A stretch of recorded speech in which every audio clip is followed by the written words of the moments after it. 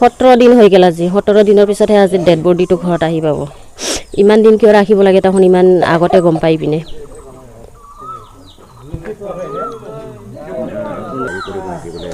নিয়াই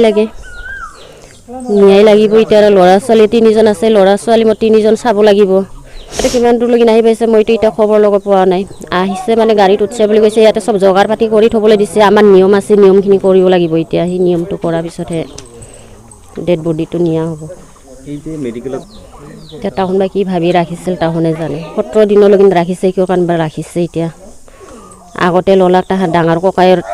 কিবাটো তাৰপিছত ললাক আৰু ল'ৰাটোৰ এতিয়া মানে যোৱাকালি ৰিপৰ্টটো দিলাক আজি ডেড বডিটো আনি দিম বুলি এতিয়া লৈ আহি আছে বোলে ৰিপৰ্টত মানে চূড়ান্ত 3 বছৰৰ বুলি হ'ল এতিয়া